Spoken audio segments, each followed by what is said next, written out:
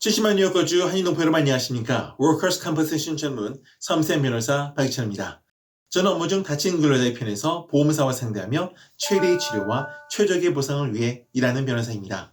이번 비디오에서는 다친 근로자의 치료와 회복을 위해 현장에서 열심히 일하고 계시는 통증병원을 위한 세 번째 시간을 마련해 보았습니다. 통증병원에서 제공해 주시는 메디칼, 즉 의료 기록은 저희 변호사들에게 있어 생명줄 혹은 무기와도 같습니다.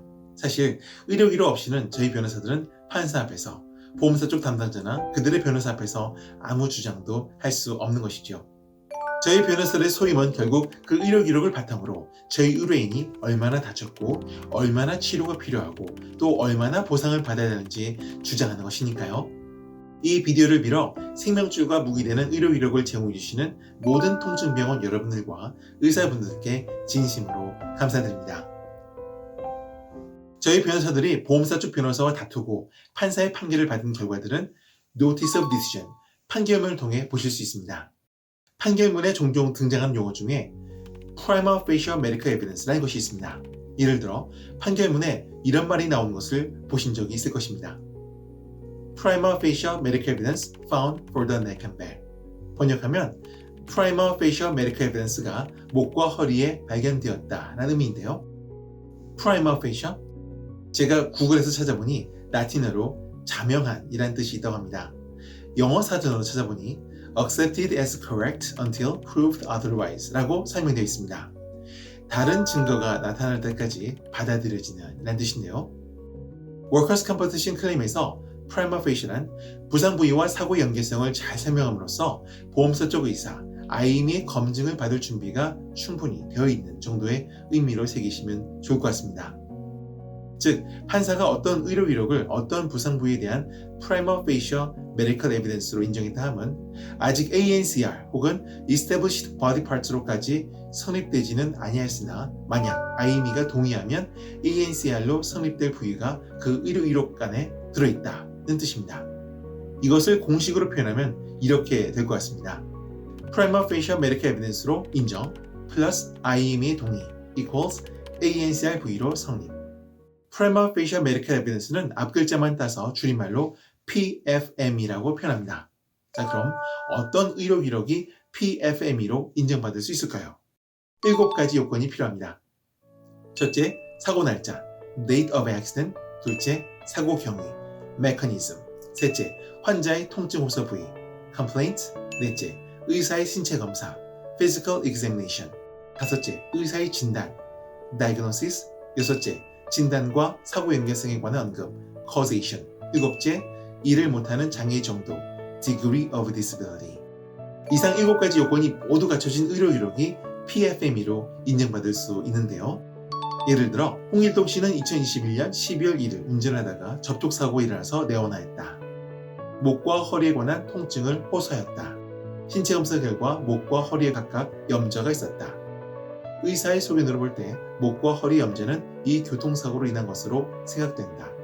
이 부상으로 인해 일을 못하는 홍일동 씨의 장애 정도는 100%이다 라고 의사께서 써주시면 위 7가지 요건을 모두 갖춤으로써 판사가 목과 허리에 관한 PFME로 인정할 가능성이 매우 높습니다. 위 7가지 요건 외에도 진단검사 결과, 치료계획 등도 언급하실 수가 있는데 역시 가장 중요한 것은 위 7가지 요건입니다. 만약 7가지 요건 중 어느 하나라도 빠지면 판사는 PFME로 인정하지 아니하고 좀 더 분명한 의학적 증거, Clarifying Medical Evidence를 제출할 것을 우리 의사에게 명령합니다. PFME를 인정받은 부위는 판사가 보험사에 명령하여 60일 혹은 90일 안에 보험사 쪽 의사, IME의 검증을 받을 것을 명령합니다. 만약 IME가 동의하면 그 부위는 ANCR로 성립하는 것이고 만약 IME가 동의하지 않냐면 판사는 데포지션을 명령하여 우리 의사와 IME 중 어느 의사의 의견이 더 신뢰로운지 판결합니다. 정리해서 말씀드리면 어느 부상 부위를 ANCR 부위로 성립시키기 위해서는 반드시 PFME가 먼저 제출되어야 한다는 것입니다. 판사마다 PFM인지 아닌지를 판가름하는 기준이 조금씩 다른 것도 사실입니다. 하지만 대부분의 판사들은 앞서 말씀드린 7가지 요건들을 모두 만족시키는 의료 기록만을 PFME로 인정합니다. 우리가 Workers' Compensation 클레임을 할 수 있는 경우가 단발성 사고, 액시던트도 있지만 직업병 케이스도 있습니다. 직업병 케이스란 반복적인 업무 동작에 의해 관절 부위가 시간이 지나면서 천천히 아파온 경우를 말하는데, 제가 4화 비디오 이러다가 생긴 직업병도 보상받나요? 에서 다루들었으니 자세한 내용 참조하시면 좋겠습니다. 직업병 케이스는 영어로 Repetitive Stress Type Injury라고 부릅니다. 직업병 케이스로 인정받은 부상 부위는 ANCR 이란 말 대신에 ODNCR 이란 말을 씁니다. ODNCR이란 Occupational Disease, Notice and Causal Relationship의 약자입니다. 직업병 케이스에서 PFME로 인정받기 위한 의료 이력도 그 요건이 6가지가 있습니다. 첫째, 환자가 작업 중 구체적으로 어떤 동작들을 반복적으로 했는지에 대한 언급, 메커니즘. 둘째, 환자의 통증 호소 부위, complaints. 셋째, 의사의 신체 검사, physical examination. 넷째, 의사의 진단, diagnosis. 다섯째, 진단과 업무 연계성에 관한 언급, causation. 여섯째, 일을 못하는 장애의 정도, degree of disability가 그것입니다. ANCR 부위로 인정받기 위한 PFM 요건과 ODNCR 부위로 인정받기 위한 PFM 요건이 살짝 다르죠. ODNCR 부위로 인정받기 위한 PFM은 사고 날짜가 사실 불필요합니다. 왜냐하면 직업병이라는 것이 서서히 부상이 발전해 나간 것인 만큼 특정한 날에 발병했다고 볼 만한 날짜가 없기 때문입니다. 직업병 케이스의 사고 날짜는 재판 때 판사가 정해줍니다. 따라서 재판 전까지는 사고 날짜가 00년, 00월, 001로 표기됩니다. 직업병 케이스에서는 보통 부상으로 인해 환자가 처음으로 의사를 만난 날짜 혹은 그 부상으로 인해 일을 멈추게 된 날짜를 판사가 그 사고 날짜로 정해줍니다.